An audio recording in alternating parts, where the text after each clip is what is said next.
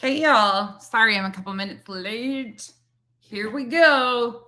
Lawn mowing awaits. Hey Grandma Sherry, hey Revival, hey Helen, aka the cat lady. Oh, yeah, it is definitely insane. We haven't started on the lawsuit yet, so I figured that we might as well start because I've got this and another case that I'm going to start going through too.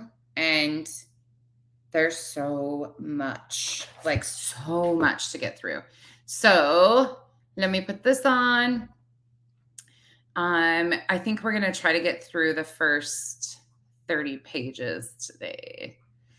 Let's see what I got here. I don't have one I want to use. Oh well. Okay. I was gonna say, let me try something else. All right. Hey y'all, hey Patty, hey Zoya, hey Starry Night. All right, y'all, we're gonna start reading this. Oh, I'm gonna pull it up on the screen so you guys can see it. So you guys, I'm probably not gonna do we're not gonna do the victim's statements today. Some of those need edited out to be what it is. Now, this is all public information. That's why I have no problem putting it on the screen because it is very public information. It's got everybody listed. It's out on the internet everywhere. Hey, Love in the Laundry. I hope you guys are all having a good day. Happy Thursday. And if I'm talking weird, my sinuses are all swollen on this side. So just don't mind me. I kind of look like Quasimodo's sister today. This is such a rabbit hole, Zoya. Yeah, it's a huge rabbit hole. But then I got myself in another rabbit hole too. So between this one and all the players, and then the other story that I'm starting to like dive into, let's just say this head is spinning. The other case we're going to be talking about is Lima, and soft white underbelly, and we're gonna pull the layers of that onion all the way back though, because so many people are confused, including myself. I was really confused. So we'll see where that all ends up. Hey, Melanie. Yeah, Melanie, I need to set up as soon as I get all my stuff. I haven't done anything with my back wall or anything. I'm still not even back in the swing of things. My girl's schedule is still off. So hopefully in the next couple of weeks, things will get back into like normal daily content, things like that. So I can nail out some of these because there is so much to each of these stories. Each person has a different layer. Like the timelines of all this stuff. You cannot successfully do something like this. I think that's why a lot of people don't do research. If I'm being frank, let me take this off the screen for a minute. I'll be honest, I think people avoid situations like this. Like they go for, and not to say that it's a bad thing, but a lot of people go for low hanging fruit is what I call it. It's regurgitated content, I guess. And granted, a lot of these cases have, AKA the cat lady. Hey, Nikki. Hey, Lorraine. Lima has a company called Aura, which it's like virtual reality for mental health and substance use disorder. It's a whole shit show, if I'm being honest. She has 2 twin sisters. There's just so many layers of that too. And in order to like make it actually make sense, you've got to peel it all the back. So it has been going on for a few years. There was a death involved, the death of Amanda Rabb in that situation. Like there is so many layers to that situation too. But there's a lot of similarities in these situations as far as like people who kind of think that they have a messiah complex where they can fix everybody, or they have this purpose that it's like a higher purpose that they're going to be able to do stuff. And a lot of them get so caught up in these like self-serving missions that they end up doing more harm than good. So that's a whole rabbit hole too that I'm really passionate about, a lot of the things that they discuss. But I started my notes on that just a little bit, and that's a whole rabbit hole in itself. So we're gonna hop into that sometime soon too. But I got a lot more research to do. Hey, cool gamer. All right, let's get into this. Let's talk about what we're actually talking about today, though. Okay, So, hey, cutie pie. Oh, I got something fun for you guys coming up too. Those of you that have doubted me about who I called out the other day in my members group and warned you all about, well, I got proof. I got proof coming out on my other channel today. Not really doing the drama. I just like to expose people for what they are. So there's that. But let's go back to what we're talking about. Okay, so for anybody that's just popping in, we are going to be discussing the first lawsuit that was filed against Tim Ballard. So the plaintiffs are listed as initials. Thank you for becoming a member. They're listed as initials. Yes, Starry Night. Yes, ma'am. Yep. So they're WW, MK, DM, HDT, and DS, as you see on your screen here. Plaintiffs versus Timothy Ballard, an individual, Operation Underground Railroad Incorporated, a Utah nonprofit corporation, the Spear Fund, a DBA for a Utah nonprofit corporation, Rockwell Group Incorporated, a Utah corporation, Light and Liberty, a Utah corporation, and Slave Stealers LLC, a Utah limited liability company. Children Need Families Foundation, a Utah nonprofit corporation. Isn't that interesting? Isn't that interesting? Hey, Rapper. Hey, Freeside. Children Need Families. We just talked about that the other day. Deacon Incorporated, a Nevada corporation. Janet Roussan, an individual. Craig Anderson, an individual. Julian Ann Blake, an individual. Wes Mortensen, an individual. Ben Pack, an individual. Mark Reynolds, an individual.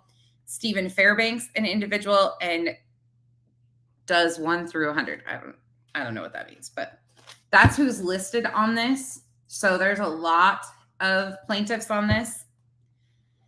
It's going to be a little weird how this all goes. Here's the rest of them so you can see. So I'm going to put this part on the screen. Now, just so everybody is aware, there is some really heavy allegations in this lawsuit. However, like I said, we're not going to go into the victim statements today. That will be in part 2, and we will edit out. I'm going to spend time like editing out things and making sure my language isn't triggering to anybody, anything like that. So this part 1 will just be getting through the meat and potatoes of the suit. And I will kind of break down who's who on some of this too.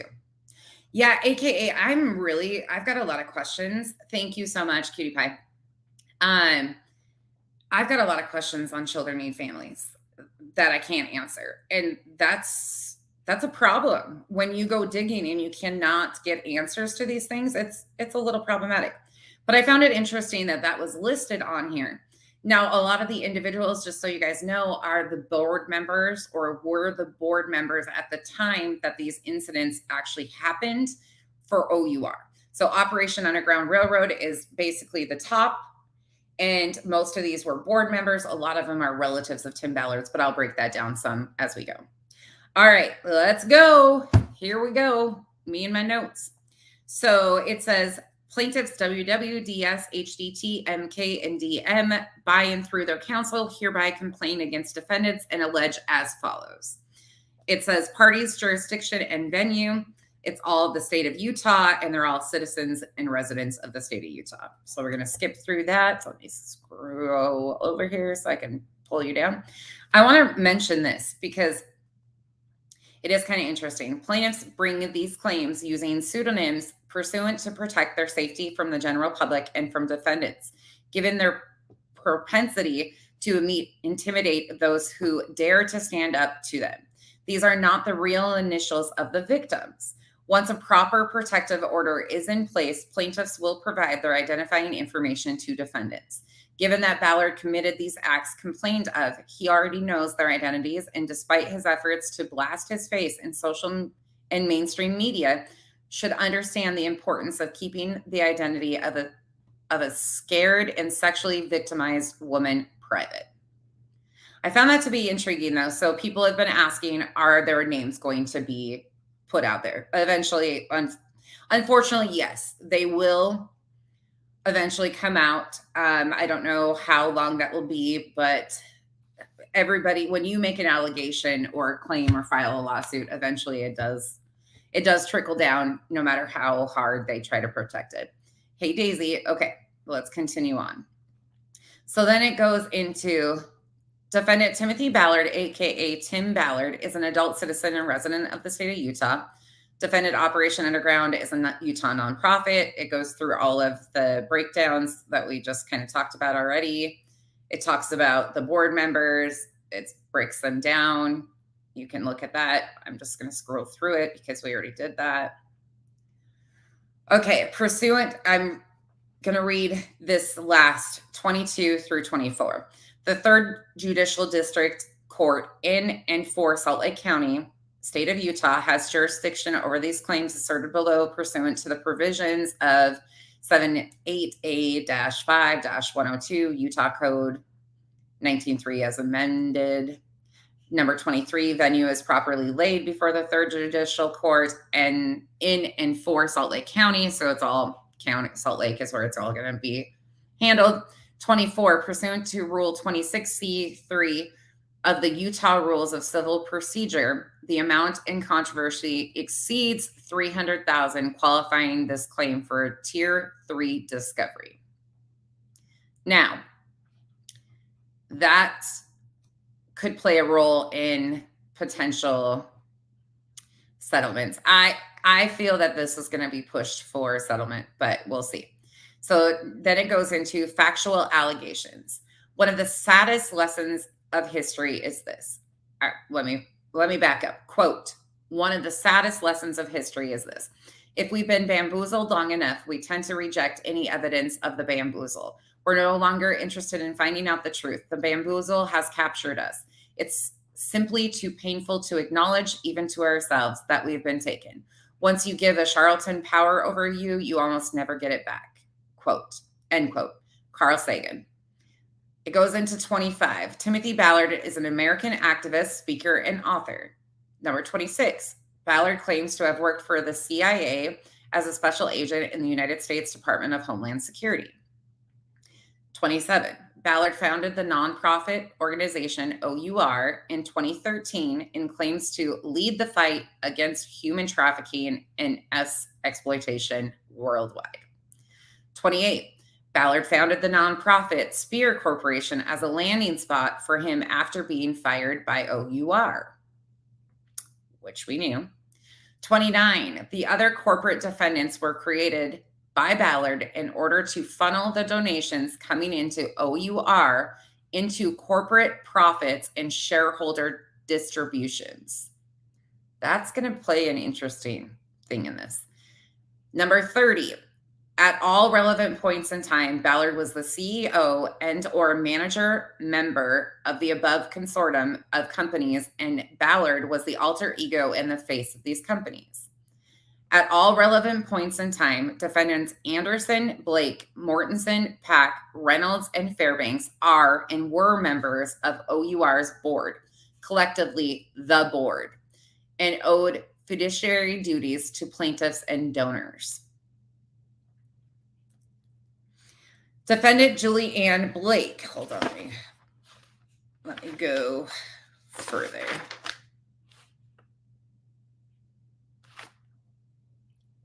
Is the sister of Tim Ballard, just so you guys know that. Tim is a member of OUR's board and an adult citizen and resident of the state of Utah. Wes Mortensen, same thing, that's repeated again. Stephen Fairbanks, same thing.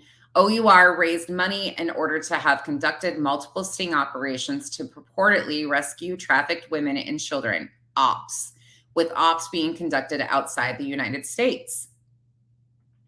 Many of these ops included wealthy men with no military training who wanted an experience vacation, where they dropped into third world countries to rescue trafficked children, with photo opportunities and stories in the local newspapers of their heroics, all while flying first class. Hey, Tallulah. Aw, thank you. Hey, Quirky. Oh, Celeste, yes, so much corruption. So much. Thank you guys for all joining me today. 39. While promotional and media materials made the ops appear to be paramilitary drop-ins to arrest traffickers and rescue children, what most ops consisted of was going to strip clubs and massage parlors across the world after flying first class to get there and staying at 5-star hotels, on boats, and at VRBOs across the globe. Now remember, this is the allegations that the plaintiffs, the victims of Tim Ballard, have alleged. This is all a civil suit. Just to be clear, too, there is no criminal charges pending at this point in time, to my knowledge, and I have been checking. This is just the civil side of these, and these are their allegations brought forth by their attorneys. Okay, just so everybody knows, we are not alleging that these are true. We are just reading them like anybody else. Okay, it's all for educational and entertainment purposes only, in my opinion. I don't want to get sued by these guys. They all have too much money. While promotional and media materials made the ops appear to be okay. Remember that? The paramilitary, if you watch The Sound of Freedom, that's what it was made out to be, is that there were these paramilitary drop-ins. Number 40, these ops were a fundraising machine, though they were more show than substance. And the entire OUR enterprises were funded by donors for these ops, many of whom held bake sales and literally donated their widow's mite to OUR and Tim Ballard. That makes me really sad. Ballard became the de facto and most recognized face of the anti-child trafficking, which everyone agrees is the most noblest of causes. Yeah. Ballard became a character of mythical proportions with unquestioned legitimacy. That did happen. Ballard was appointed as a special advisor to Ivanka Trump in October of 2017. There's Ballard sitting next to Ivanka. Ballard was invited by President Trump to join a White House anti-trafficking advisory board. Ballard sitting next to Trump. Ballard was appointed to the White House Public-Private Partnership Advisory Council to end human trafficking in 2019. One of Ballard's closest friends is Utah Attorney General Sean Reyes, and Reyes was promoting Ballard until just recently to be the next United States Senator from the state of Utah. That's how they, if you remember back to, if you don't know, they are claiming that he had gotten, this reading basically that he should announce his Senate seat run on October 10th. Thankfully, he has not done so. Mitt Romney is retiring, but when these allegations came out, they were trying to say that they were fabricated and it was just an extreme push from the left. Now, let me say this very clearly before we move on. This does have religion, politics, all of it wrapped into one. This is it's everything that you're not supposed to talk about, right? It's everything that makes people uncomfortable. But what I want to make sure people understand is that this isn't a right or a left issue on any of this. These are extremist beliefs. These are extreme beliefs. These are not right-sided or left-sided. These are people who connect with their extremist beliefs, whether it be political, religion, whatever the case may be. So there will be some politics that we do talk about because there is a whole working piece of that that's going on. We have QAnon conspiracy theorists involved in this. That's not rumors. This is actual truth. These people have said these things with their own mouths. So please be mindful when we do have these conversations about politics. I'm not shaming you if you're left or right. I don't care what you are. But if you have these crazy conspiracy theorists and think that these people, are just being targeted because of their beliefs, no, it's because they are the extremes of the extremes of the extremes. They are the QAnon, the Pizzagate, the Lori Vallow, Chad Daybell. There's so many connections with all of this. These are not your typical straightforward political beliefs. These are the extremes of the extremes. So please do not take offense to any of that because we are going to get further into this. And the more we get into it, the more I need people to understand that this does have a whole conspiracy thing, but Tim is not being targeted by the left or by the right. Tim is being called out on Tim's poor behavior. Granted, again, the extreme beliefs play into that. If you all know what I mean. Okay. I hate it because people get so offended. Hey, Cash, what's up? Hey, Elle. Hey, everybody coming in. Okay, let's carry on. According to General Reyes' webpage, Reyes is the top law enforcement official in Utah, charged with protecting consumers from those who abuse the law. Again, providing credibility to Ballard and OUR that was not warranted. A lot of people have been asking, why do we have issues with Sean Reyes and his involvement? Well, this is just a little blip. Number 48, General Reyes has reportedly vouched for OUR and Tim Ballard, even participating in an alleged op in Colombia, which was well publicized in Utah, giving Ballard the cover of the top law enforcement officer in the state of Utah to carry out his purposes, including the couple's ruse, even while consumer complaints and criminal investigations were pouring into his office regarding the improprieties of OUR and Ballard. Let me read that one more time. Let me read that one more time here. General Reyes has repeatedly vouched for OUR and Tim Ballard, even participating in an alleged op in Colombia, which was well publicized in Utah, giving Ballard the cover of the top law enforcement officer in the state of Utah to carry out his purposes, including the couple's ruse, even while consumer complaints and criminal investigations were pouring into his office regarding the improprieties of OUR and Ballard. So the victims and their attorneys are alleging that there were complaints and criminal investigations pouring into Sean Reyes's office about Ballard and OUR. 49, Ballard has been, until recently, business associates and close friends with the apostle and acting president of the Quorum of 12 Apostles, M. Russell Ballard, President Ballard, of the Church of Jesus Christ of Latter-day Saints, commonly known as Mormon, which he is not the president of the church. That is Nelson. Just in case people get confused. The Quorum of the 12 are a step down from the president. He is one of them that could take the seat of Nelson if needed. But there's the Quorum of 12, and then there's the 70. It's just the higher rankings of the church is how that works. We can get into that if you guys have questions of that another day. President Ballard has cited Ballard to students at BYU, Idaho, as an expert of Book of Mormon prophet Nephi and the Mormon view of American history. Tim Ballard has met with President Ballard in the church administration building in Salt Lake City to discuss OUR's work. You know who's really quiet recently? The church administration building in Salt Lake City. Ballard has spoken to many Mormon groups across the country, including athletic teams at BYU. He's actually scheduled currently, just so you guys know, he is Victor, where'd you get your stats?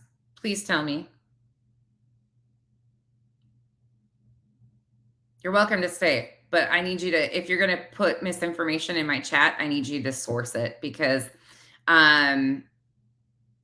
you should be able to easily source where you're getting that information. And if you're going to tell me Tim Ballard himself said it, I'm going to tell you, you're full of shit. You want to know what else, Victor? He also helped 223 kids get grants to be adopted into what seems like LDS families. You know how much they were paying for children? Well, according to their own statements, it was about $20,000 per child. So did he rescue 6,000 children? Or did he buy 223 children to place in? I'm just asking. I got questions. No, he puts out numbers all the time, y'all, but there's nothing to factually back it up. They have not been transparent about anything. That's why I'm super excited about the discovery process of this whole suit, because they have never been transparent about their records, how many kids have actually been rescued, the countries they've been rescued from, the operations. There's been people that have been able to track down some other things. In fact, we're going to get into the conversation about the whole topic about Earl Buchanan. I'm going to break that down with the court records, and also Liliana, who rescued herself, who OUR and Tim Ballard have taken credit for rescuing her when she rescued herself too. So we're going to, yeah, AKA the cat lady. Yeah, it kind of does look that way, doesn't it? Yeah, it does. Okay, back to this. Hey, everybody popping in too. If I missed you, hey, Autumn. Thank you guys for joining me. And Victor, you can say whatever you want. I'm just saying, like, there's no factual basis behind any of the claims of what they have said about children. And if you're getting your information from Sound of Freedom, just so you know, there's about 5% of that movie, the main plot of that movie, that might be accurate, maybe more like 3%.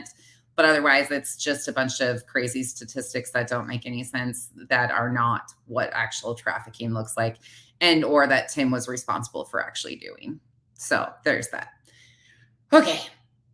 Oh, and Tim is actually on schedule right now to speak at an LDS conference still in 2024. However, now that he's been excommunicated, according to this, which we'll get to, I don't know if he'll be taken off as a special guest speaker or not. There's just so much to this. All right, so we got there.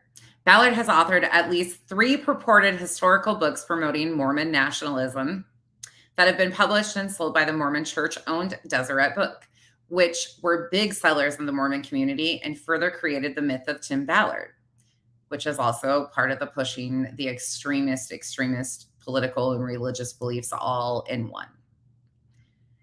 Ballard's enmeshment with the Mormon Church further provided him credibility and status in Utah, where the Mormon Church is the largest and founding denomination of the state. It is toxic as fuck. That's just my opinion. That's not included in the lawsuit, but it should say it is toxic as fuck right there. That's what it should say. If I was the attorney, I would be like, and this is a fucking shit show, and this is a fucking shit show. And that's toxic. And that's on Becky Says So. Tim Ballard has become friends with Glenn Beck, an American conservative political commentator, radio host, entrepreneur, television producer. Glenn Beck donated significant amounts of money to begin OUR. Tim is also a part of Glenn Beck's Nazarene Fund, or was. I don't know how that has worked out at this point in time. 56. Tim Ballard and Glenn Beck formed defendant company Nazarene to fight Christian causes across the globe, and Beck gave Ballard almost unlimited access to the Glenn Beck media network, which further contributed to Ballard's credibility. Side note here, we're on 57. Just so you guys are aware, when the allegations started to come out, oh, I'm so sorry, functions. Hey, Commander. Hey, Harry. Hey, everybody popping in. When the allegations started coming out from Vice News, and remember how this all went. So Vice was the one that actually broke it. And then everybody was like, no, it's a conspiracy theorist. They're just trying to get Tim not to run for Senate. Glenn Beck came out defending Tim against the church. That was the first initial thing, was Glenn came out in defense of Tim Ballard. He quickly removed his posts because the church confirmed that they were behind the statement. So the same statement after was given to Vice was given to the Salt Lake Tribune, the Deseret News, Fox, all of them. They were all given that. So Glenn Beck quickly pulled back his comments in his defense of Tim Ballard. Then he decided to hire his own investigative journalist, which we have looked through. If you have not listened to that one, it is back there. He hired his own investigative journalist so he didn't have a part of it. And they did their own investigation, talked to some of the victims, and Glenn came out and did a whole segment on Blaze Media and talked about this story. And Glenn didn't come out and say 100% that he was on one side or the other, but he did lean heavy to believing the victims. That was my take on the whole thing, but just to kind of give you a background of where we are with the Glenn Beck. Since then, it has been silence. Okay. Tim Ballard and Glenn Beck formed defendant company. Okay, we got through that one. Tim Ballard became friends with Tony Robbins, an American author, coach, speaker who has raised staggering amounts of money for Tim Ballard. We got a whole segment coming up on that. Tony Robbins' camp has been extremely silent and will not give a statement in regards to this as of right now. I have tried. 58. Documentaries were made of Tim Ballard and OUR. And in 2023, a feature film produced by Mormon based Angel Studios called The Sound of Freedom was released. The film claimed to portray the work of Tim Ballard has done.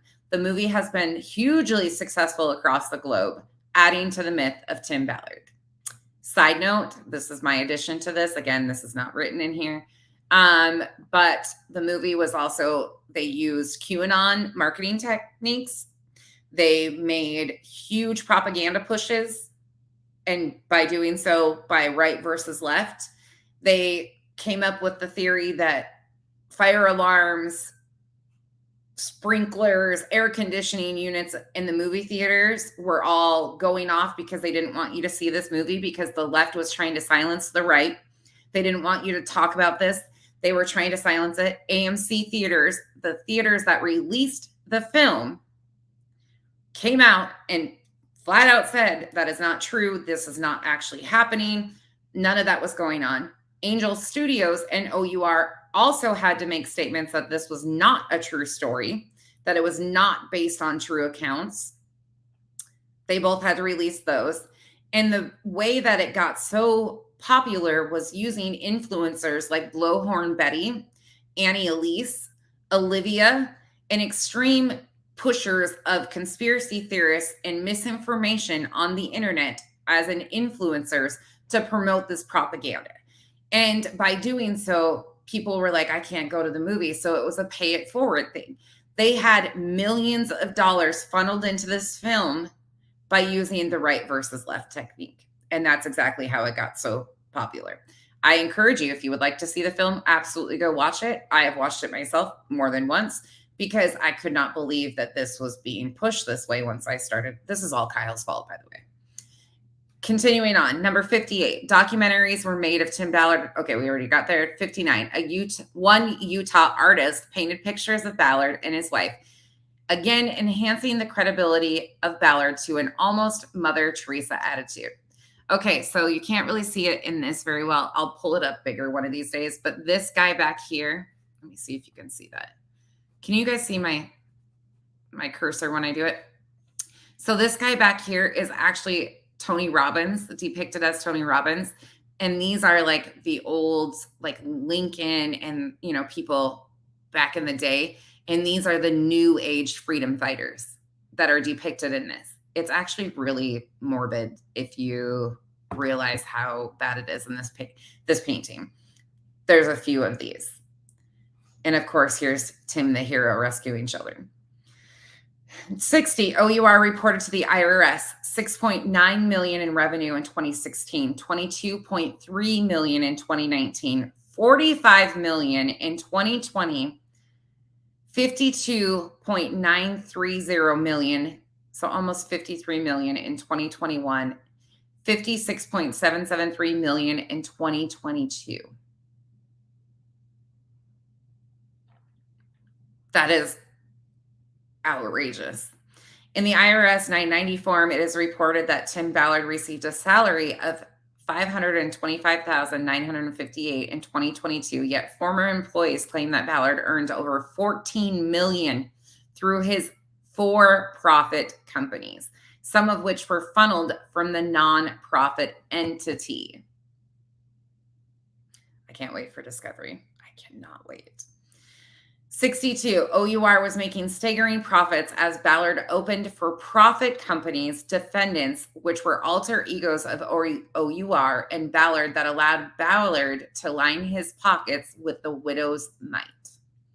63, in order to find and save trafficked children, Ballard would receive psychic information from psychic defendant Janet Roussan about where the ops should occur, along with reassurance and justification of everything Ballard did while predicting the future situations the operatives would be in so that they could plan the next op. Ms. Roussan claims that she spoke to a dead prophet named Nephi, who directed her about where to locate the trafficked children.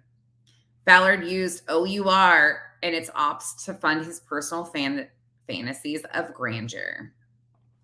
What do you guys think about that so far? Yes, Autumn. Yeah, they're all the coal walkers. In fact, Tim Ballard and I think it was Jimmy Rex talked about Jimmy got to do that on stage because of Tim Ballard. Yep, for sure. This is craziness. Think about the money though. Y'all, when you look at that 990s too, it is wild to me. Yeah. AKA the cat lady. Isn't that interesting? They don't believe in that stuff. But yet she was the one that was channeling Nephi. There's so many confusion, like so much confusion with this whole thing. Continuing on, 65. The Ballard began a program for women accompanying him on ops and called the program the Couple's Ruse. 66. Ballard claims that the Couple's Ruse was an undercover tool to prevent detection by pedophiles when Ballard would not engage in sexual touching of the trafficked women offered up to him in strip clubs and massage parlors across the world. 67. Ballard would choose a woman who worked at OUR or with OUR or would invite a well-intentioned volunteer to be trained in the Couple's Ruse. Again, side note, this is my opinion here. This is not in the suit. But isn't it interesting that he would choose, that Ballard hand chose these people himself? I thought that was interesting. 68. The women he chose had no formal training in paramilitary activities or operations, but he knew they were devoted to the OUR mission of saving women and children from traffickers. 69. Ballard claims that he implemented strict rules regarding the Couple's Ruse. No kissing on the lips and no touching or exposing private parts. Doesn't say no jump soaking. If you know, you know. Ballard soon began abusing the Couple's Ruse and eventually used the ruse as a tool for grooming. 71. As part of either an op or practice for the op, Ballard would often share a bed with a woman posing as his girlfriend or invite her to shower in his bathroom, even though accommodations at designated safe houses provided separate bedrooms and bathrooms. 72. Before they ever went undercover together, Ballard insisted that he first needed to ensure that he and his female counterparts in the Couple's Ruse had physical chemistry that would be obvious to those they would meet during an operation. 73. Ballard encouraged female operatives to participate in tantric massages before and while on a Couple's Ruse. 74. Ballard claimed to be so concerned about the believability of the Couple's Ruse that he frequently asked women to practice their Couple's Ruse long before a mission ever took place. 75. To that end, Ballard flew women across the country where they would practice their sexual chemistry through tantric yoga, couples massages with escorts, and lap dancing on Ballard's lap.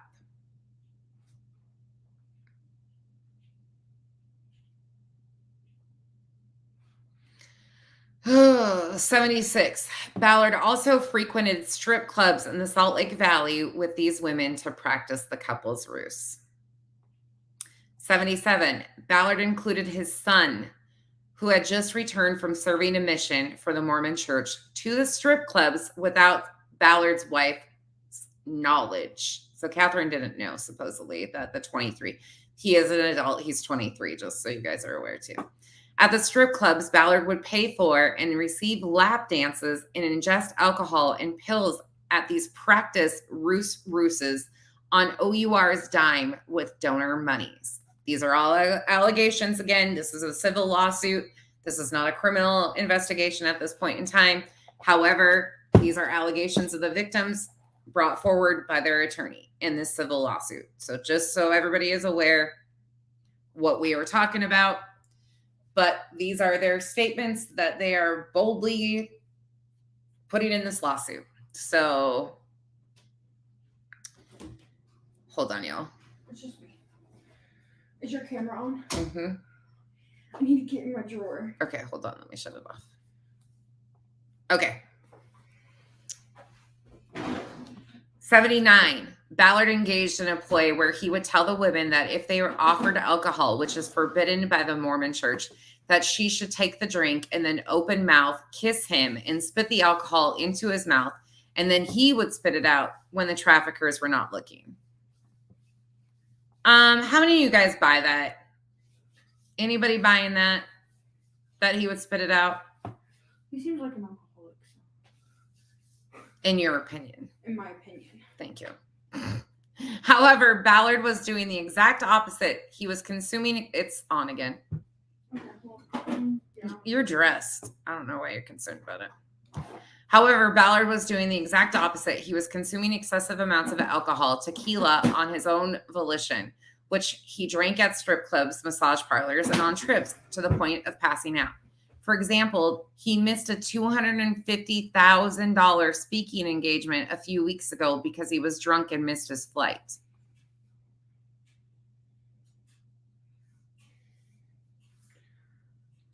Hello? Why is this motherfucker getting paid $250,000 to talk to people, first of all? Hello? Anybody else got problems with that? $250,000 to listen to that creep. Again, this is not part of the lawsuit. This is me. What? Okay, I want to pay $2.50 to see this puke talk. Sorry. Gotta say it. Did you hear me? What? I'll be back. Yeah. Tim Ballard, I'm not impressed with. Period. Point blank. End of story. You can have your personal opinions, but I've seen enough to know. And he is one of 100 just like this in Utah. I hate to say it, but he is. When you know grimy men, you know grimy men. Unfortunately, I know a lot of grimy men. Kyle's not one of them. Okay, let's continue on. Through these couples' ruses, both in the office and in the field, Ballard eventually engaged in coerced sexual contact with several women and propositioned others.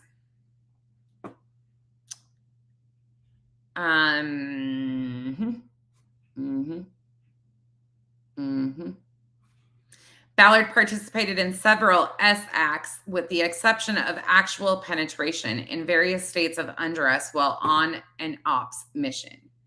83, Ballard developed an S position where it appeared he was having full-on S intercourse with his couple's ruse victims while not actually penetrating. Can we just take it back to soaking for a moment here, people? Anybody have a question of what that is? Mr. Ballard coerces women and fundraises professionally, basically, off of trying to act like a hero. He used to claim that he worked for Department of Homeland Security. He basically, in my opinion, is a professional con artist, but that's my opinion.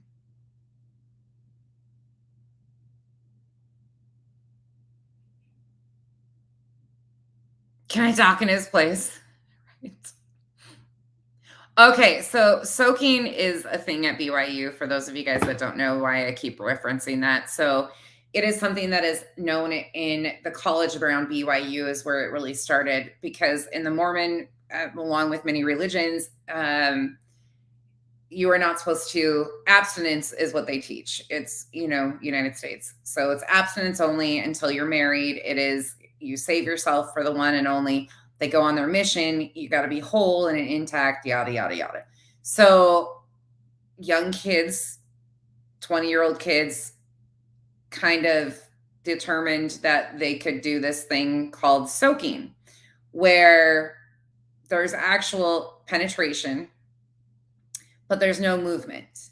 So in the Mormon religion, S interaction is basically to make babies. That's the function of it. That's what it's good for. So it's not supposed to be pleasureful and all that stuff. So the way they've worked around it, some kids at BYU decided that if they just stuck it in and let it soak like a marshmallow, if you stick it in a glass of water and it fills up kind of thing, that's kind of the whole purpose of it.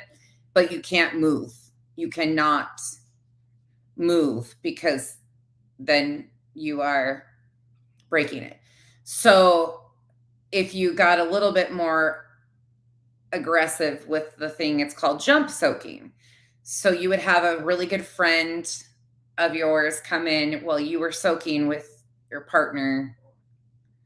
They would come in and bounce on the bed or go underneath the bed and push the bed. So again, you're not making movement,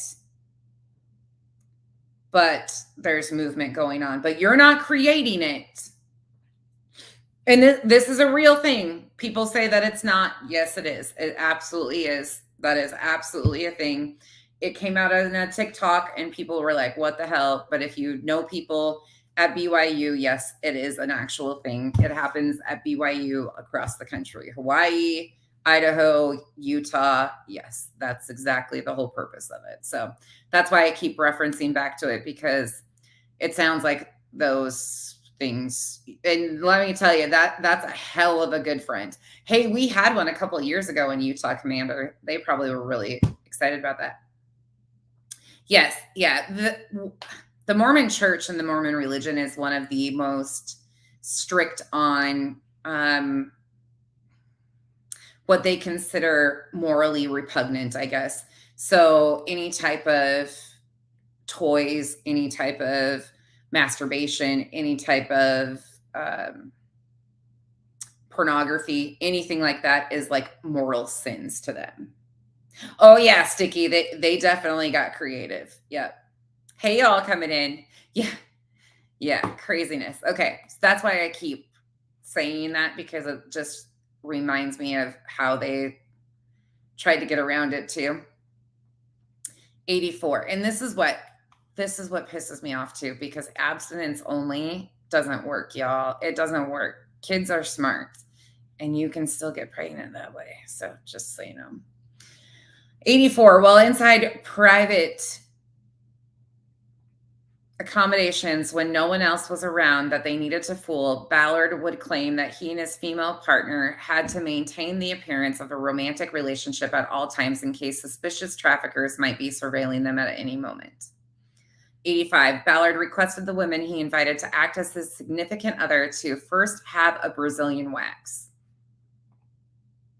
Ladies, just the tip. Hey, Juju. No, Kate, they do. They really do. I'm not even joking. I wish I was. I really wish I was.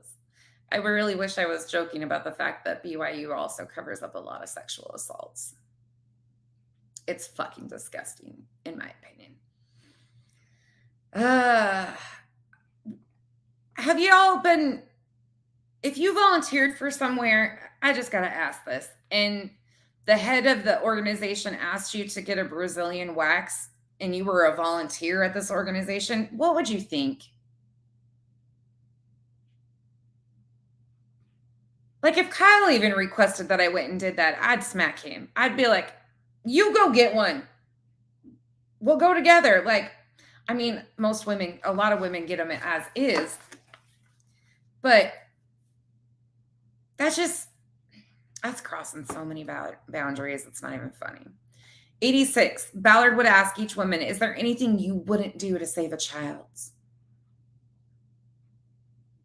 87. To further convince the women of his need for them on the next ops mission, Ballard would badmouth previous female partners, claiming that the women who had allegedly gone on couples ruses in the past were crazy and claiming that they had fallen in love with him along the way. That's how he got rid of them and got his new ones, because they all fell in love with him and he couldn't handle it. So that's how he got rid of them, through OUR. Slick. Ballard used these mythical stories to motivate the women in his couples ruse to prove their mettle and their devotion to the cause by trying to outdo their supposed predecessors. Oh, they were going to try harder to get his recognition, right? When these women found themselves questioning the legitimacy of these tactics involving contact, they often doubted their own instincts, relying on Ballard's breadth of knowledge about rescue missions to convince themselves that such tactics were normal. 90. Other employees of OUR would warn these women not to question Ballard or their lives would be put in danger. Other employees of OUR. That means other people were aware of some of what was going on and helped Ballard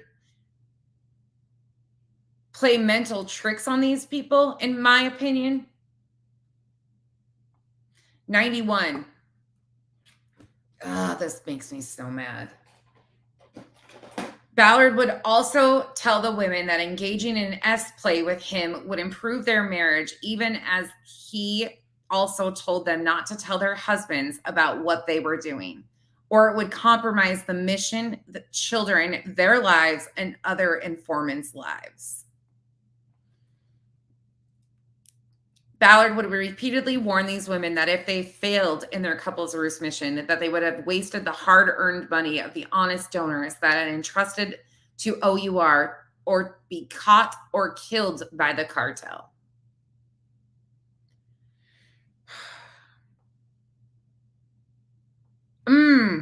I forgot about this part. Ballard would also tell these women that Janet Roussan and or Catherine, which is his wife, had chosen them to be a part of the couple's ruse. Again, trying to legitimize all of this. Ballard would use spiritual manipulation to coerce them into S contact. Almost all of the women involved are or were Mormon. I think there's one that isn't so far from my understanding.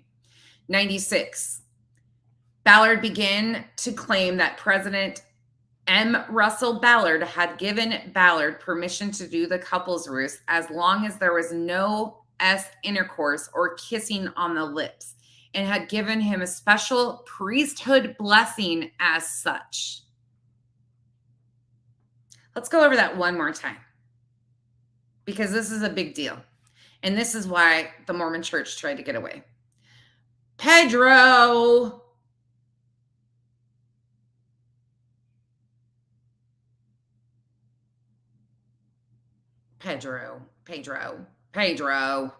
Come on now. Can you get me a source of this misinformation, please? And thank you. Oh, wait, Tim Ballard is your source? Figures why it's misinformation. Okay, 96 again. Ballard began to claim that President M. Russell Ballard, no relation to Tim, had given Ballard permission to do the couple's ruse as long as there was no S intercourse or kissing on the lips, and had given him a special priesthood blessing as such. So for those of you that are not sure what the priesthood blessing is, so the upper echelon of the Mormon Church, even missionaries can give blessings, the priesthood blessings. So the males within the church, getting a blessing from one of the high-ranking quorum of the 12 is a big deal. So if this actually did take place, again, these are allegations. We don't know the facts behind them or what will come out in discovery. I'm assuming there is absolutely facts to back this up. But Pedro's just my troll. To make such an allegation like that is big, because if that's why the church is trying to wash their hands of it. That's why the church came out and gave the statement, in my opinion, to Vice News, because they need to distance themselves from this. Because if he did give him a special priesthood blessing, there's going to be people that know about it. And therefore, he basically condoned this abuse, in my opinion, of these women, these victims. That's going to be a big deal. This is a PR nightmare for the LDS Church, 100%. So that'll be interesting to see where that goes. But that's a big deal. Like, for my Mormons, my anti-Mormons in here, you know how big of a deal that is. OUR management adopted and accepted the couple's ruse as a standard policy and procedure of the company, and allowed Ballard unrestrained allowance on how he enacted the couple's ruse. 98. Ballard would also claim that a passage from the Book of Mormon in which a man kills another man on the promptings of the Holy Spirit demonstrates that sometimes the Holy Spirit asks people to perform unconventional tasks. 99. Ballard would also claim that the women that the defendant, Janet Roussan, told him that he had been married to them in a previous life, and so their conduct was appropriate.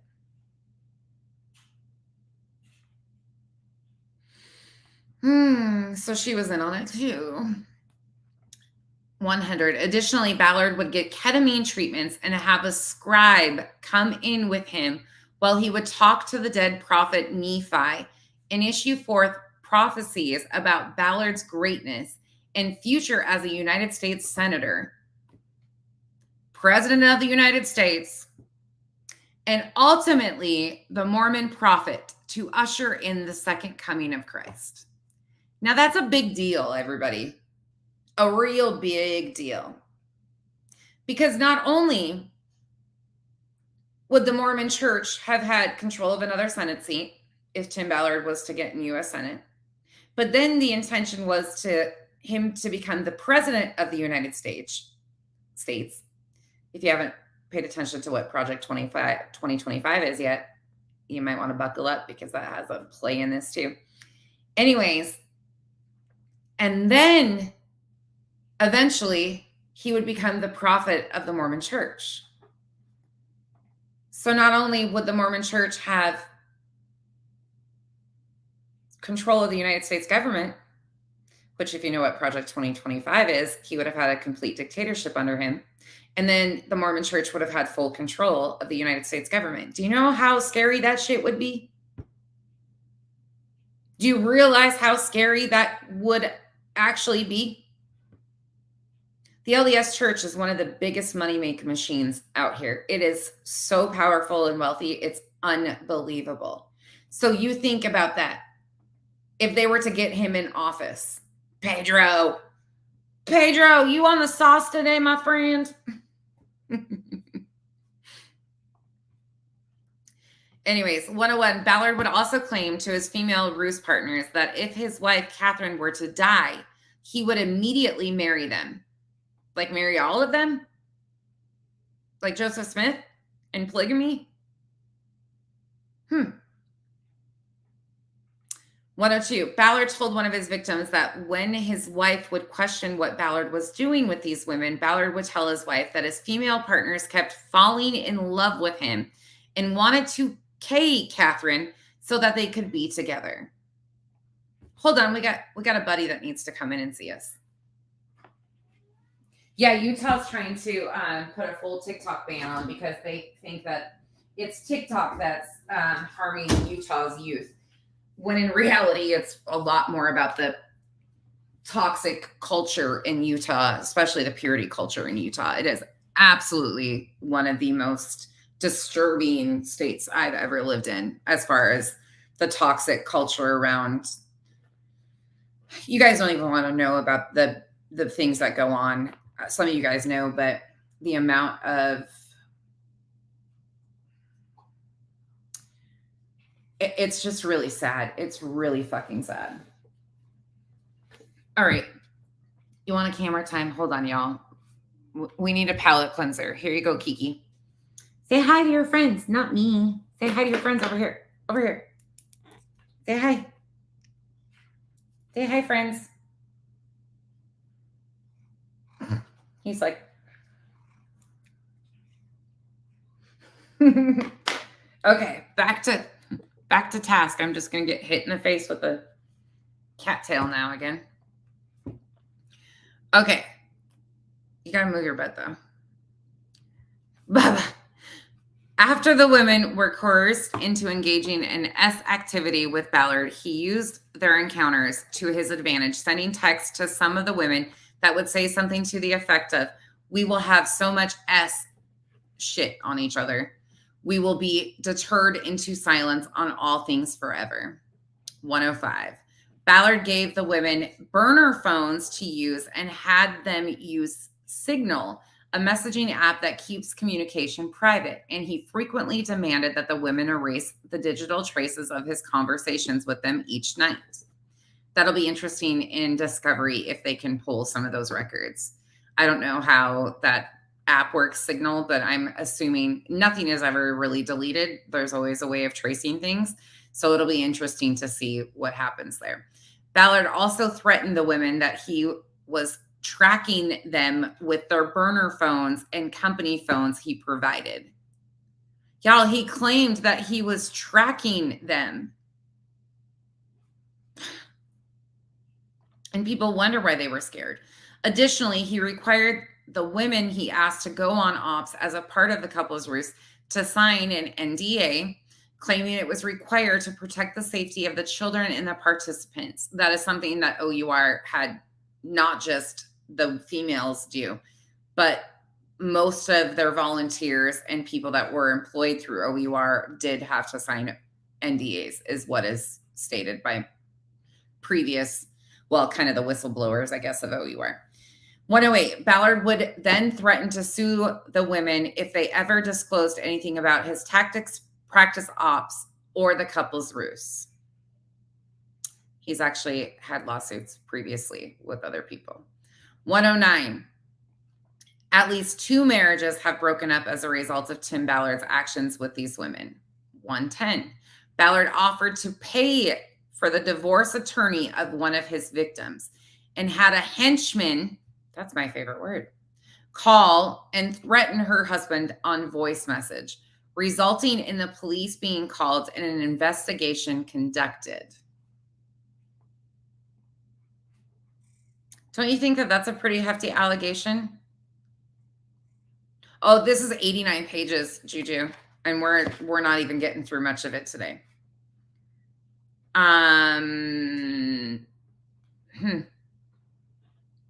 Finally, in the spring of 2023, some of the female employees of OUR who had been on these couples' ruses, no, get off the computer, or practices came forward to OUR management. No. OUR had its law firm, Holland and Hart, conduct an external investigation, which Keke, stop. He's trying to chase my mouse on the screen, y'all. Okay. Well, Keke. Sorry, y'all. 111, let me try that again. Finally, in the spring of 2023, some of the female employees at OUR who had been on these couples' ruse ops or practices came forward to OUR management. The spring of 2023, before the release of The Sound of Freedom, OUR had its law firm, Holland and Hart, conduct an external investigation, which investigation verified the victim's claim. OUR terminated Tim Ballard. OUR's board of directors, most of whom are related to Tim Ballard or are his good friends, opposed the firing and came to Ballard's aid. 115. A joint plan was hatched between OUR and Ballard whereby he would resign Austin. I can't. Me and my language. Because of the appearance of a conflict of interest with the release of The Sound of Freedom, in which he has a financial interest in. Ballard would take a very lucrative severance agreement and remain the face of OUR so it could continue to raise money. Think about it. An external investigation was conducted. They decided to fire Tim. Tim claims that he was already, parting ways. That was his claim. However, OUR and all of these friends of Tim's still promoted The Sound of Freedom like it was some true story of a heroic man. Meanwhile, knowing that these allegations had already been proven factual with their external investigation, and they cut him a check and set him up with a spear fund. So tell me again that they were going to be forthright about any of this stuff. They had no intention of ever coming to light. I know, Lisa, I'm always like, me and my words. But that just makes me sick. Makes me sick to think that all of them went on these, because they were all profiting too. You got to remember that the money that made was trickling into all sorts of different hands. You have different investors. Look at the executive producers. All these people had such self-serving missions involved in this, Tim Ballard being this hero. And there was political ventures behind it, the conspiracy theorist bullshit with Jim Caviezel, all of it. Meanwhile, these people knew and helped cover up all of these victims' claims that he had been enough information that OUR terminated him, and they still carried on like it was fine. That just makes me so fucking mad. As part of the plan, everyone was required to sign an NDA. Shocker. With his image intact, Ballard began the Spear Fund with Jessica. We all know who that is. Where he is able to continue raising money from well-intentioned people wanting to end human trafficking. OUR remained silent, using his face in the worldwide opening tour of The Sound of Freedom to raise money and allowing Ballard to continue his grooming, drinking, and deviancy all on the donor's dime. Now let me take this one more step. So when this came out, yeah, HS, he so deserves the Medal of Honor. Let me tell you. And he also deserves a big old swift kick in the balls with a fucking pair of steel toe boots too. I mean, hey, to each their own, right? Medal of Honor and disgustingness. I mean, hey, you're allowed your opinions, but the facts are the facts. They helped him pass this narrative nonstop. The Spear Fund is just another money-making machine that they were rolling money into and using victim stories that they have nothing to do with to raise money from their donors. You sit here for a minute. Think about that.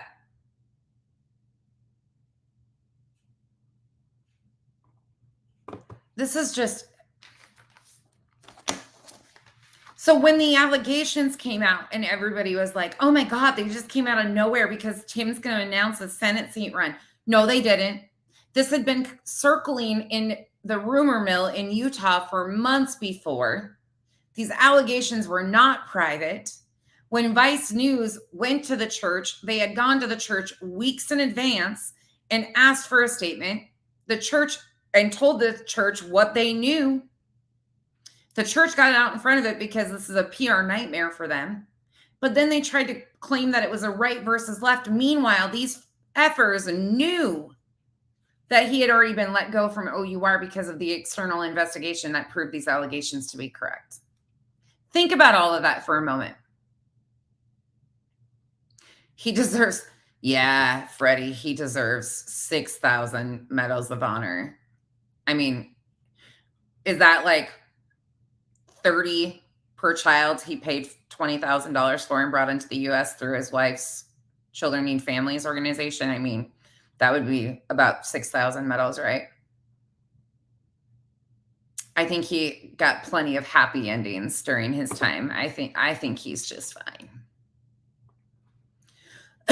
Anyways, that stuff just makes me sick, though, to think that they all acted like, oh no, these were just a smear campaign against poor little Timmy, Tiny Tim. By the way, he is not a very big guy, and his skinny jeans, Tim, you need to retire those because they make you look even dumber than you already do. Finally, they should have gotten him a fucking stylist with all that money. 119. Finally, some of the victims of Ballard's sexual exploits are boldly coming forward and are filing this action for their damages, holding the defendants responsible for their outrageous behaviors to punish the defendants for their actions and to try and prevent them from acting in this fashion again, and to bring light to who and what Tim Ballard is, so that the humble, very well-intentioned donors across the world can decide with eyes open whether to donate to Ballard and his organizations.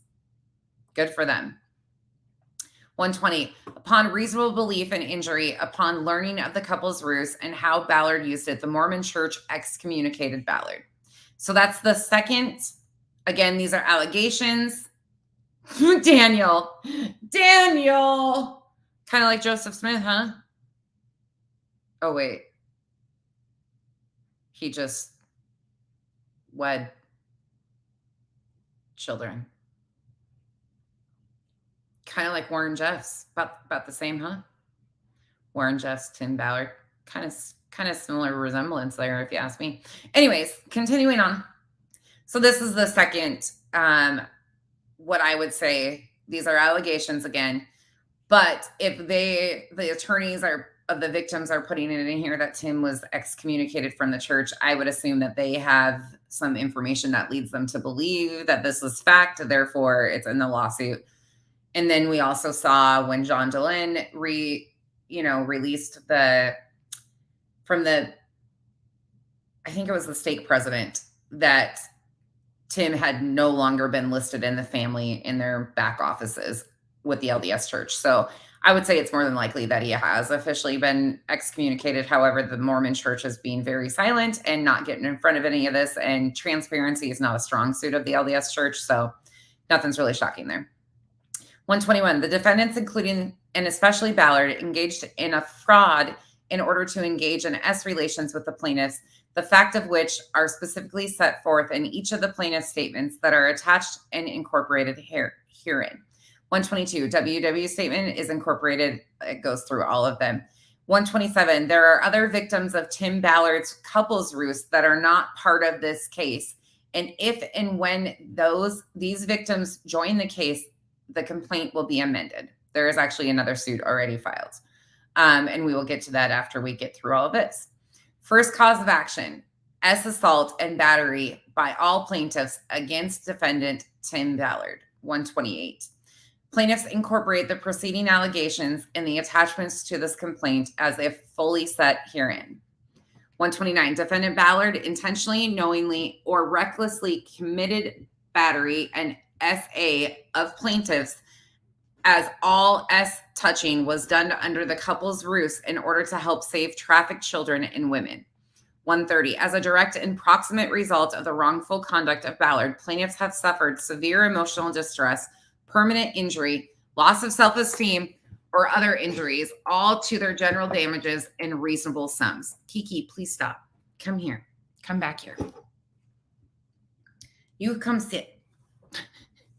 As a direct and proximate result of the wrongful conduct of Ballard, plaintiffs have incurred and will yet incur medical and therapy expenses and lost wages, all to their special damages in a reasonable sum. Wherefore, plaintiffs pray for relief as set forth below.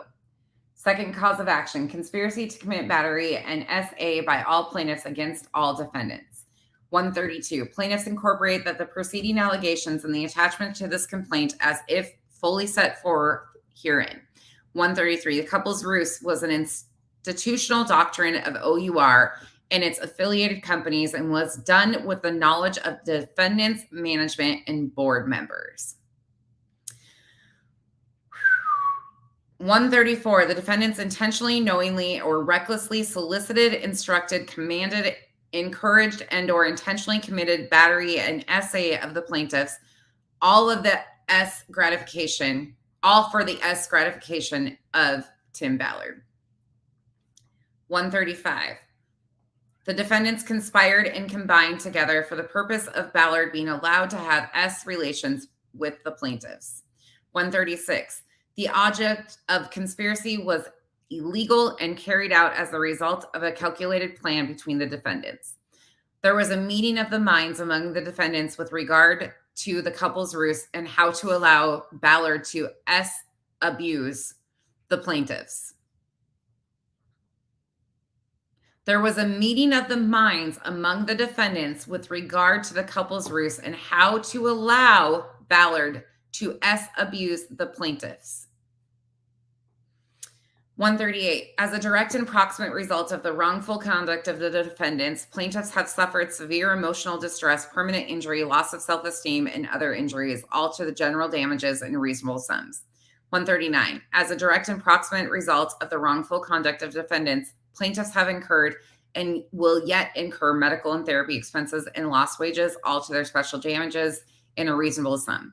Wherefore, plaintiffs pray for relief as set forth below. Third cause of action, fraud by all plaintiffs against the defendant Ballard. Plaintiffs incorporate the preceding allegations in the attachments to this complaint as if fully set forth herein, and most specifically, incorporate the statements attached hereto for the specificity of the fraud. I can't talk today. 141. Defendant Ballard made fraudulent statements and actions based upon the couple's ruse. 142. Defendant Ballard's actions and statements towards plaintiffs were fraudulent and were done for Ballard's gratification and pleasure. 143. Defendant Ballard made representation about the couple's ruse, who approved it, and how it helps in fighting human trafficking, which were false, and the defendant Ballard knew to be false for the purposes of inducing the plaintiffs into participating or attempting to have them participate in the couple's ruse so that Ballard could act out his proclivities. 144. Defendant Ballard knew that the plaintiffs would act on his representation in ignorance of their falsity, and the plaintiffs did rely upon said representations and were induced to act all to their injury and damage for over 2.5 years. As a direct and proximate result of the wrongful conduct and frauds of defendant Ballard, plaintiffs have suffered severe emotional distress, permanent injury, loss of self-esteem, and other injuries, all to the general damages and reasonable sums.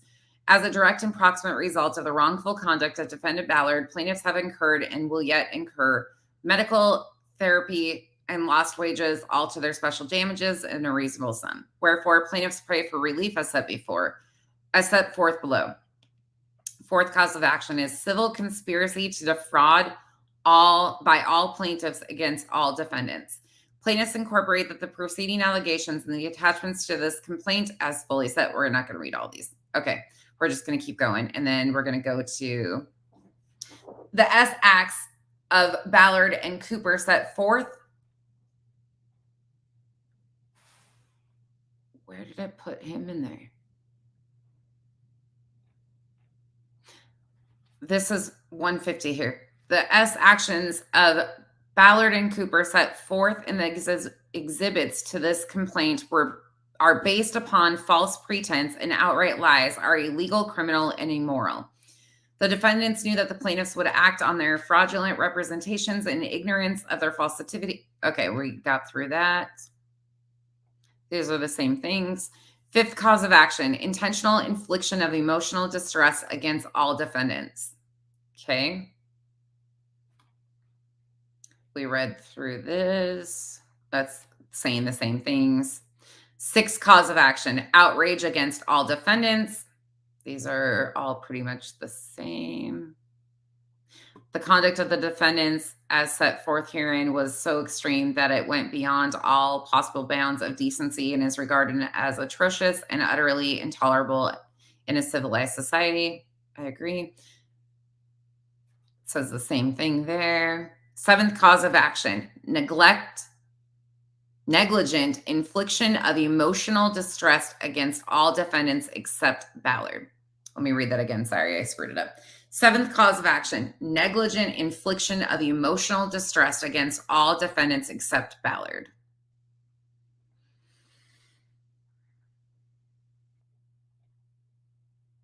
There's so much to this. Eighth cause of action, negligent supervision and retention of Ballard by all plaintiffs against OUR defendants. At the time of the S assaults by Ballard were performed under the guise of the couple's ruse, and the OUR defendants were responsible for hiring, appointing, and retaining and supervising Ballard. Said defendants negligently allowed Ballard to continue and develop the couple's ruse was an institutional doctrine of OUR and its affiliated companies and was done with knowledge and defendants, management, and board members. That's a lot. Ninth cause of action, negligence by all plaintiffs against the defendants. 10th cause of action, premises liability by all plaintiffs versus Operation Underground Railroad. That's pretty much all the same again. 11th cause of action, breach of fiduciary duties by all plaintiffs against the board defendants. The board member or the board defendant are members of the board of defendant Operation Underground Railroad. I think that's written weird. The board defendants owe the plaintiffs a duty of protection, loyalty, duty of care, and utmost good faith, as this is a nonprofit organization. Yeah, that would. The board, this is 186. The board defendants breach these duties by directing company assets and permission to Tim Ballard to carry out the couple's ruse and sexually assault his female victims using resources of OUR. 12th cause of action, piercing the corporate veil against all corporate defendants. Defendant Tim Ballard and the corporate defendants are alter egos of each other.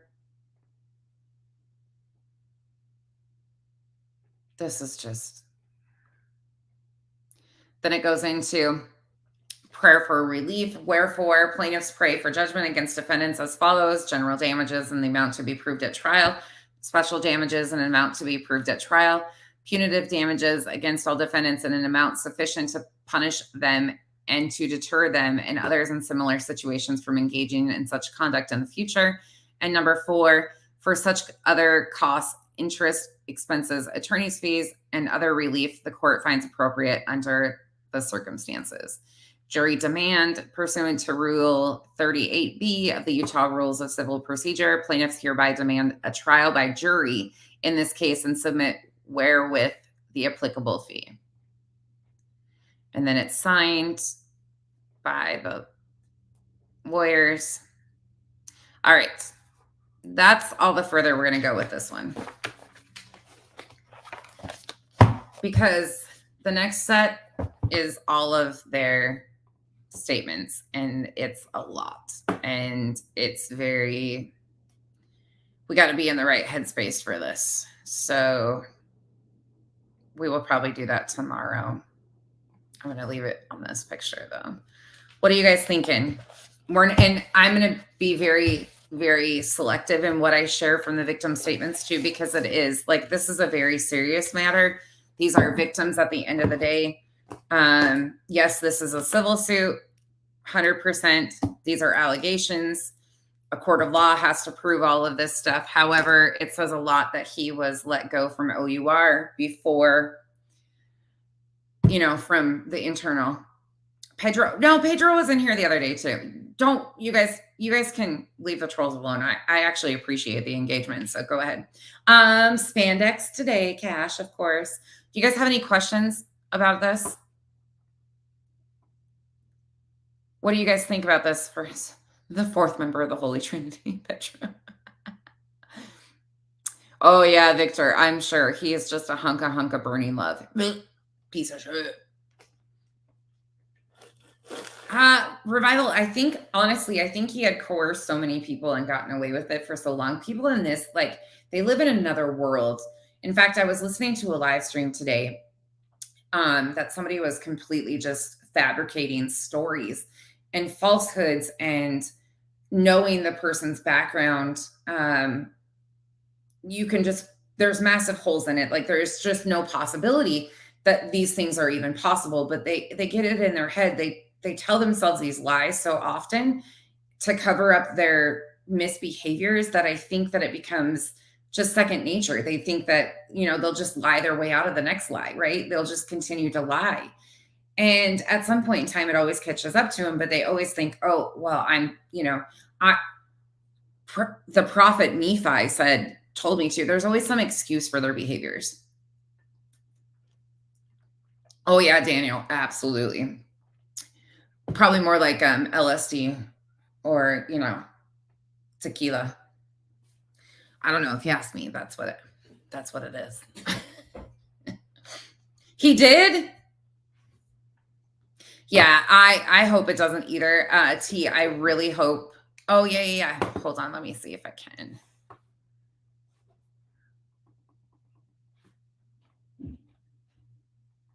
Let me put that back on the screen. Sorry about that. There you go. Let me break it down for you. I can tell you who's who.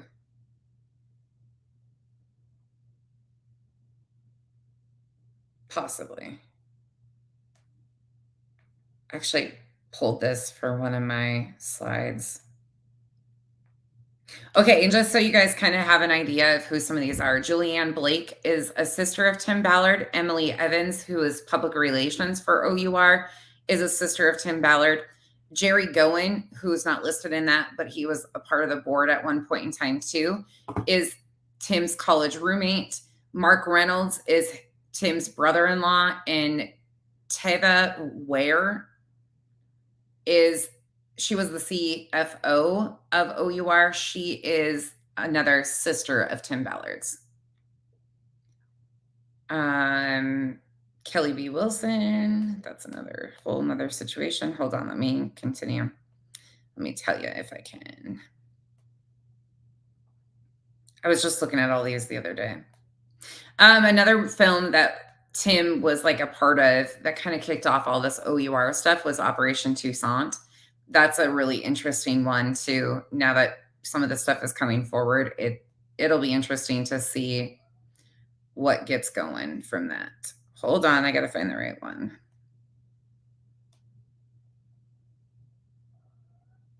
Oh yeah. Okay, so this, let me see.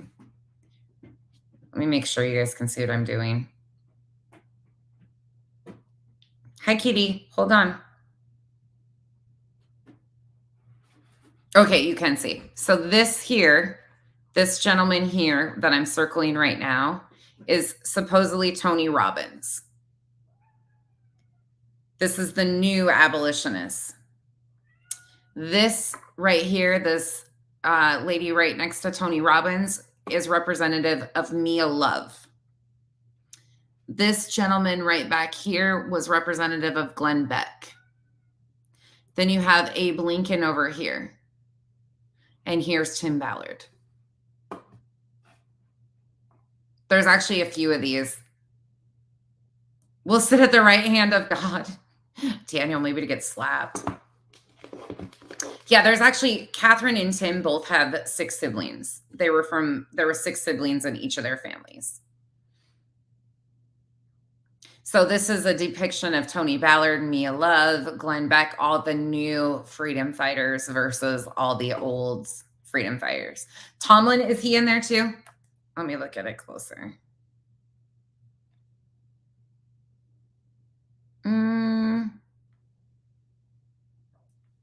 Is that him in the hat? Is that who that's supposed to be? Is him in this hat right here? It's kind of dark on your screen. Let me try to circle it. This could be Tomlin here. This was his comparison. So the reason why this got brought into everything is because he claimed to be like the new age Harriet Tubman. That's what Tim has compared himself to being. You're probably right. Yeah, he's super talented artist, but it's just, I think so too, Lorraine. I think it might be the one with the hat. I'm sure there's a few other ones in there. I'll have to look at the other thing. There was a whole breakdown of that. He wrote the Declaration of Independence. No way. Really, Daniel? That'd be like saying Ward Radio or Midnight Mormons is factual. That's about how true that statement is. I've tried, y'all. I've really tried. Redemption Song, right? Yeah. And Bob Marley. Yeah, they've Tim and Catherine themselves have 7 children, 2 adopted from Haiti, which is a whole interesting thing. But they both come from bigger families. According to Catherine, they both have 6 siblings. He issued the Emancipation Proclamation Day. See, I love when you guys get going on this stuff and you just read stuff. That's what they say though. Daniel, you've been in too many of those chats. That's the crap they actually spew at you. They're like, he's a hero. He's rescued so many children. Show me the facts. If you are so proud of the work you've done, you would think that you would really want the breakdown of the statistics and all of the children and the rescues that you've done and all of that stuff. It is so interesting to me. Revival. Oh, probably. Yeah, the cat lady. You're probably right. Is there anything else you guys want to talk about before I get off here for the day?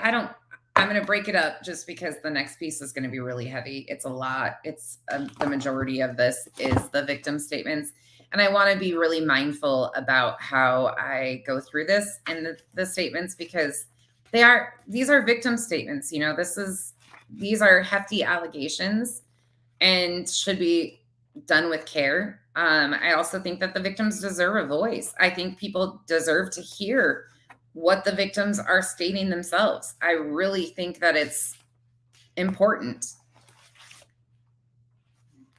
I think that it's deserved. And again, this is all, if you guys want to look at this yourselves, it's all public information.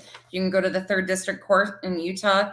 I think you have to put $5 on the account. I don't remember how much it was. I think it's $5. And then each time you upload it, but you can download it for 50 cents. So there's this one, and then there's another one, but I have them all. So you don't need to do that if you don't want to. I guess I could share this link. I wonder if I could share it in my members only from my computer. And if you guys could open it that way. Maybe I'll try that. Maybe I'll try to do that. Hey, Mimi of a... You're...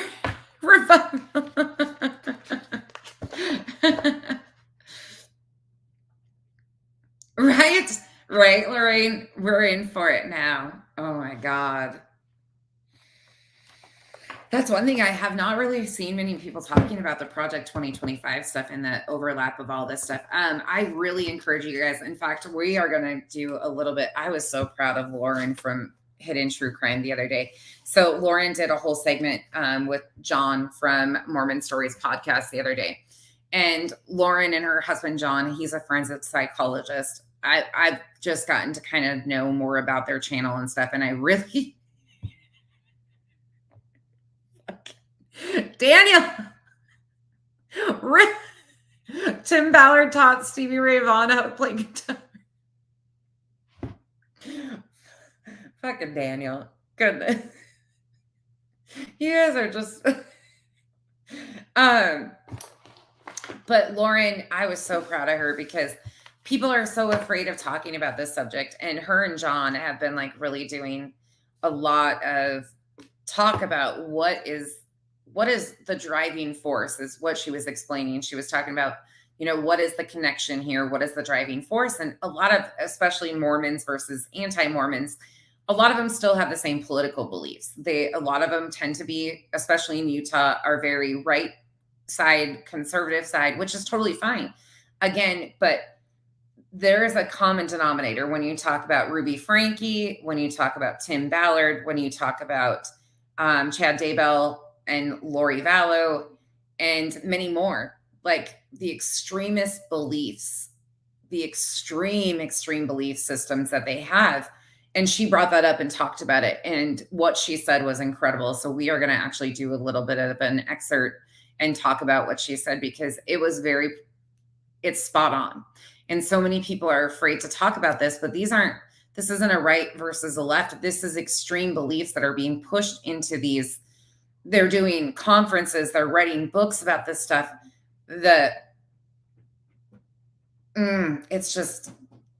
It's so scary, y'all. It is really scary. He's a secret love child with Jim Morrison. You guys have lost. Oh, yeah. Visions of Glory. Yep. Now you guys have just lost it. The firesides. Yeah. I mean, and that's the crazy thing, is they're teaching these conferences and, these extreme belief systems and the kids being harmed and stuff. And that's the problem, is there's actual people being harmed in this. There are children dying.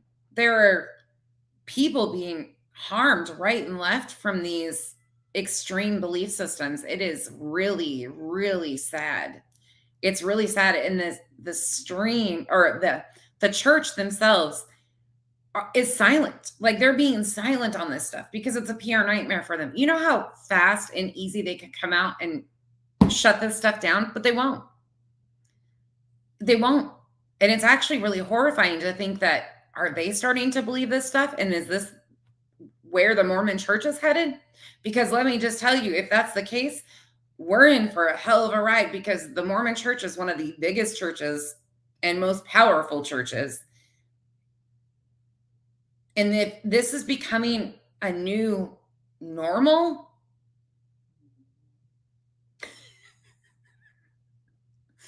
you You guys are losing it in the comments. Yeah, yeah, absolutely. Fanatically extreme and dangerous, absolutely, Commander. It's horrifying, yep. They are really targeting the side to manipulate, though. That's hard to ignore, yep. I just don't understand why these extremist religions want to have non-believers up in their business. Politics seem anti. Yeah, I agree.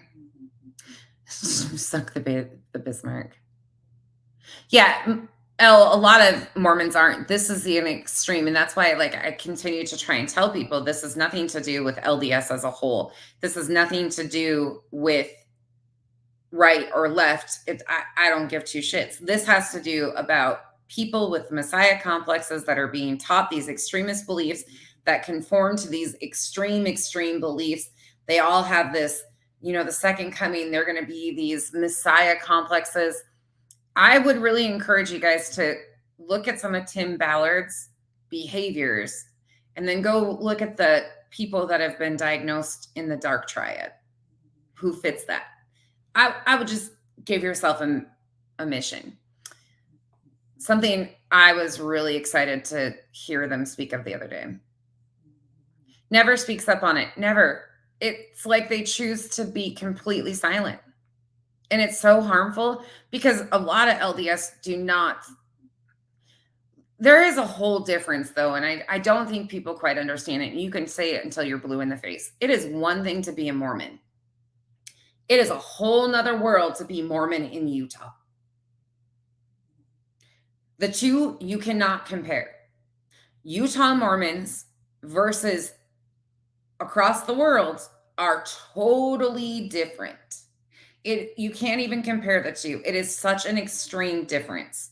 And there's some good Mormons in Utah too, but the extreme belief systems are way more prominent. Can you hear Bella snoring over there?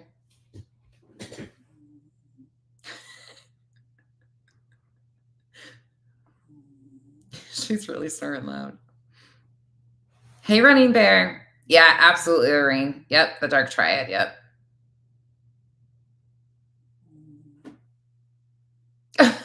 Wanky Shasper. He's a musician now.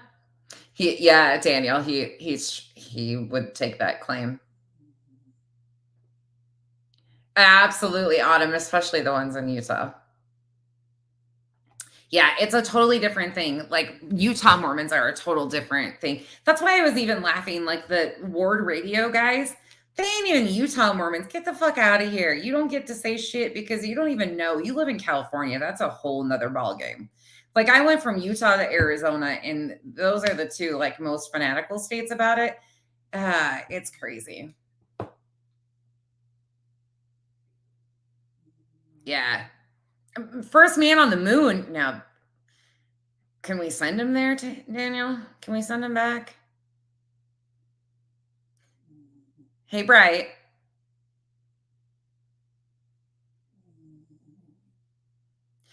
I can think of another very horrifying extreme belief agenda being pushed involving kids that causes permanent reversible harm. Right. There's probably a lot of them, but we're talking about victims of Tim Ballard and OUR and using all of that. Like these are extreme belief systems that are ending up killing kids. I think I know what you're talking about too, which is very political or polarized, I guess, right now in politics too. No, they're not Utah. They're from California. Autumn, I was so disappointed. Do I change the black lights to red on dates? No, but we can. We can change them. Well, maybe if my remote works. Hold on. There you go, Cash. Ta-da, red light district. Tim Ballard can beat up Superman. Autumn, I was so disappointed to find out that they're not even in Utah. I'm like, I knew you guys were dumb, but. Oh, 100%. Yeah, AKA the cat lady. We should talk about that sometime for sure because the Boy Scouts, the harm that was done to the Boy Scouts, especially in Colorado, and the harm that the church covered up there and still continues to cover up. I'm going to leave it on this note too, my favorite note to leave every video on. This is going to continue to happen. Unfortunately, we still have 33 states that are protecting clergy members from reporting child sexual abuse. Until we start making changes from top to bottom and people start getting heard, victims are believed, companies do their due diligence instead of trying to protect their own asses and protect a slime ball like Tim. When other people had a hand in protecting these women, they should have protected these women all along, and they never did. They failed these women just as much as Tim did, in my opinion. So, but we've got to make changes all the way down. They did, Lillian. That doesn't surprise me. Oh, yeah. Running Bear. That's great. Yeah, they do. They definitely, they have a view of the world through a different lens for sure. Sermon on the Mount. Yeah, it's very scary too.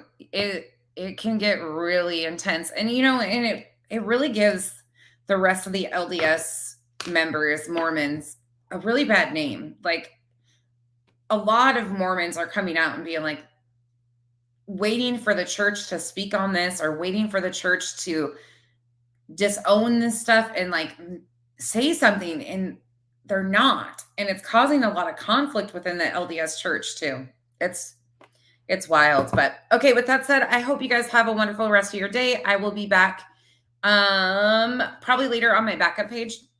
I've got an exposure to do because somebody slipped up. So anyways, I will probably see you guys a little bit later. Absolutely, Cash. Tim and Ben. Okay, you guys have lost your minds. Have a good day, y'all. Bye-bye.